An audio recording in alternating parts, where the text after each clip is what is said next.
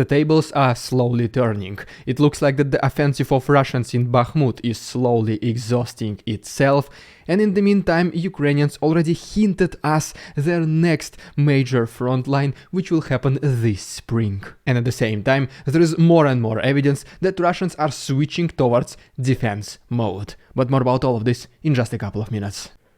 What's up, investors? It's the Russian dude. And let's go straight to the point and see some most recent footage.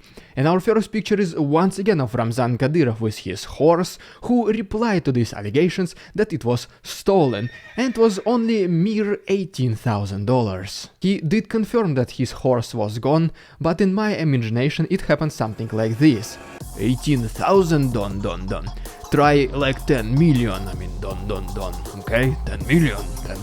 Weird flex, but okay. Next we have a video from Georgia, where it's the second day of the protests. According to the Russian propaganda, there is about like couple of thousand people on the streets, I mean maybe like no more than 10,000, as you can see on your screen.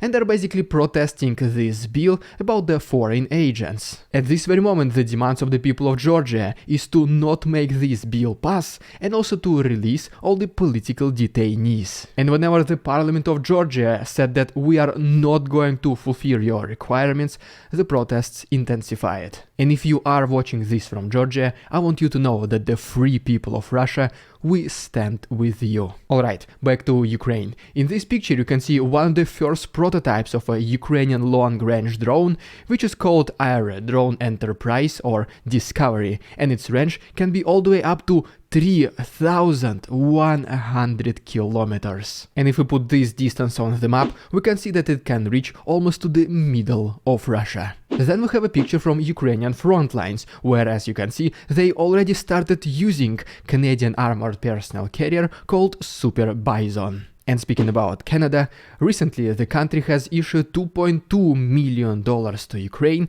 to demine its territory. Then we have a picture of a German self-propelled anti-aircraft system called Gepard, and Germany pledged 2 more of them to Ukraine, in addition to 13 bridge builders called Biber. And ultimately, speaking about the biggest support to Ukraine, the United States of America, here are the graphs of how this country was helping Ukraine month by month. At this very moment it has been reported that approximately 40% of American weapons and military vehicles are either delivered or already on their way to Ukraine. And in addition to that, another big sponsor, Germany, just in January alone, pledged 2/3 of the amount of the military support to Ukraine as for the whole entire 2022. All this means that at least 1/3 of Ukrainian army will be fully equipped with the NATO military equipment, and in the future they hope that this number will only increase. Which basically means that the ultimate victorious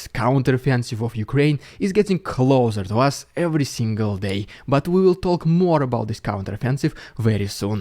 Because as for now, if you also believe that Ukraine's counteroffensive will begin this year, let's just all together like this video and subscribe to my channel to see how many of us are right here. You can also check out my recently created second channel, The Russian Dude Clips, where I post under 1-minute short summaries. All the links will be down below. Alright, and now let's go back to Ukraine. And before I give you an update from the east, let me give you a very brief overview from the south. And first of all, according to the report by the Institute for the Study of War, Ukrainians intensified their military operations across the Dnipro River in Kherson region, which is a very good sign. And as a result of one of such attacks, Ukrainians reportedly were able to destroy a Russian ammunition warehouse next to Kardashenka. Next we go to Enerhodar, located in Zaporozhye region, where recently some loud noises have been reported by the locals. And as we move all the way across the country to Kharkiv, today, for the very first time ever since the beginning of this war,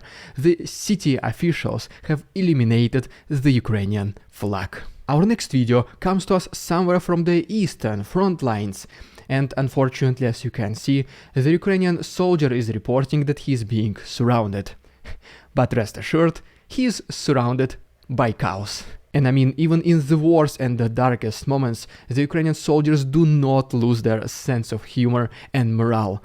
and just compare it to the morale of the Russian soldiers, which is constantly depleting. And just as an example, here is one of many intercepted Russian phone calls where the soldier is complaining about the complete disaster, doom and gloom on the front lines. I uploaded the entire version with the English subtitles, as well as couple others intercepted phone calls to my Patreon, and there is still 1 week of free access. The link will be down below. Alright, back to the east of Ukraine, where once again, according to the report by the Institute for the Study of War, Russians continued their attacks along Kupiansk, Svatove, Crimean front line. And as you can see right here, Russians were able to advance a little bit closer to Nevske. Next we have a video from Bakhmut, where a Ukrainian general Syrovsky has visited the defenders of this city. He gave them an empowering speech, and one of the things he mentioned is that Russians at this very moment in Bakhmut are experiencing this Tsugwang situation.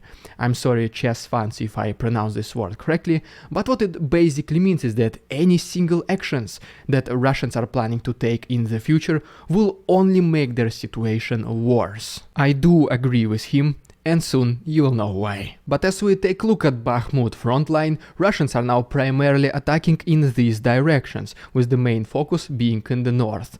They also tried attacking to the south, but Ukrainians were able to repel all of these attacks and even push Russians a little bit further. And in addition to that, the Ukrainian artillery was able to hit a Russian assault group to the south of this city. Then we have this statement by Prigozhin, who is saying that the entire eastern Bakhmut all the way until Bakhmutivka river is under the control by Russians. And this statement is not yet entirely confirmed by this map. But what I can tell you is that Russians, they do look like they're getting closer to this Bakhmutivka river, and if you remember from my previous episodes, Ukrainians destroyed the bridges, which basically means the advancement of Russians in Bakhmut, which has never been fast, will now pretty much completely stall. This statement is also once again confirmed by the Institute for the Study of War, which claims that at this very moment Russians do not have enough appropriate man and firepower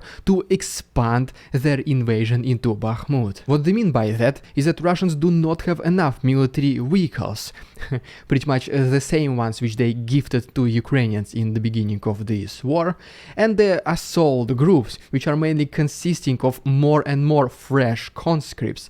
They're obviously unable to perform highly professional military operations. Just like everything else in life, the combat actions, they also happen in waves. First it's one side which is attacking and another is protecting, and then they switch sides. And if whatever we're seeing right now in Bakhmut is indeed the culmination of the Russian offensive, then as soon as Ukraine feels comfortable, its retribution will be swift and victorious. And very soon we will talk in more details about just in general this Ukraine's upcoming counteroffensive, and especially this new hinted front line which is coming in spring. But for now, just literally a couple more words from the east. And first of all, Ukrainian artillery was able to destroy another assault group of Russians in Mayorsk. As we move more to the south to Avdiivka, Russians also intensify their attacks to the south and to the north of this settlement, and as you can see right here,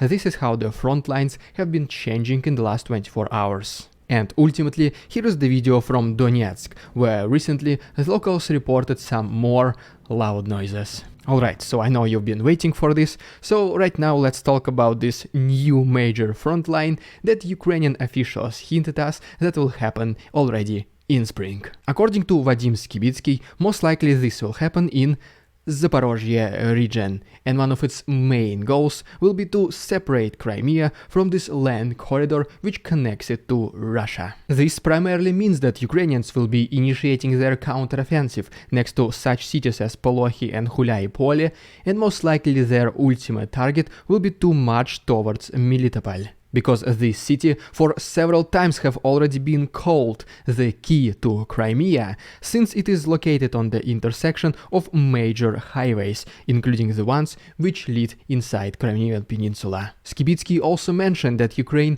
might attack the military targets of Russians, especially the ones located on the bordering regions with Ukraine, such as for example Belgorod. The goal of this counteroffensive will be obviously to liberate all of its territories, including Crimea, Crimea, and then he thinks that as soon as Russia feels this Ukrainian pressure, Putin might be forced to do another partial mobilization. And whenever talking about the timings of this counteroffensive, Mr. Skibitsky mentioned that this will mainly depend on the deliveries of Western weapons and military vehicles, which is also confirmed by the Western intelligence and their sources, who claim that this victorious ultimate counteroffensive of Ukraine will begin in the next 6 to 8 weeks. And in the meantime, the Western countries, including the United States, they are trying to figure out how and if they can send their aircrafts to Ukraine, which will obviously be a massive help. But at least for now, for example, Americans,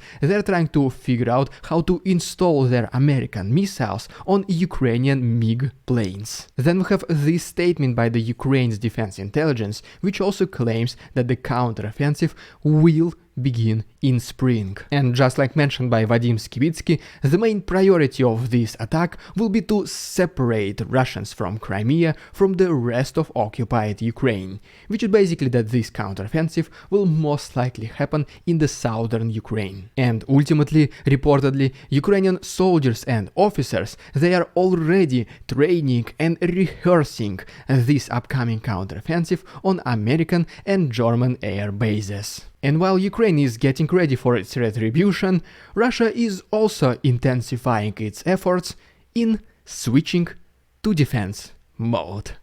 For example, it has been recently mentioned by the General Staff of Ukraine is that Russia brought 150 highly professional engineers to increase the fortifications in, for example, the Zaporozhye region, and if you remember from my previous episode, they also are digging a lot of trenches. At the same time, the US intelligence also sees all the reasons and evidence that Russians are preparing to switch to defensive in 2023. I mean, just talk about how the tables turned.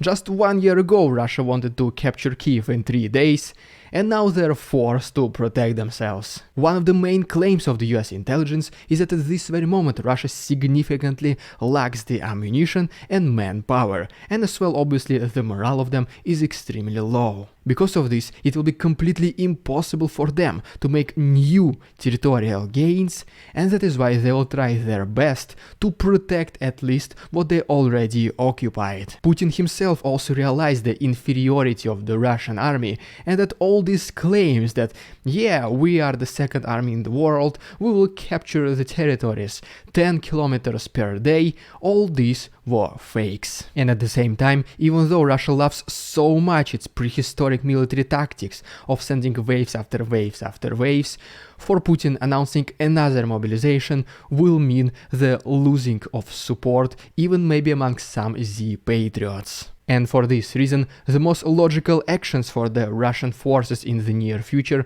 will be to minimize the losses among the personnel, not to use as much ammunition as they used to be in the past, and just hold to whatever territories they have. And most likely, this is exactly what we can expect in the near future, all the way until Ukraine starts receiving all the Western military vehicles, and then Ukraine will do its counter-offensive. And judging by the results of the Kharkov and Kherson regions, which we all saw last year, we can more certainly say that Ukraine is able to liberate big territories in short amounts of time. And just once again, if you want to see all of this with me as soon as it starts happening, just please subscribe to my channel, it only takes one click. And if you want to support my work financially, please consider becoming my channel member, use a PayPal link, or become my Patreon, where there's still 1 week of free access. You can find all the obvious links to the right and down below. Thank you so much for attention, товарищи, and see you tomorrow.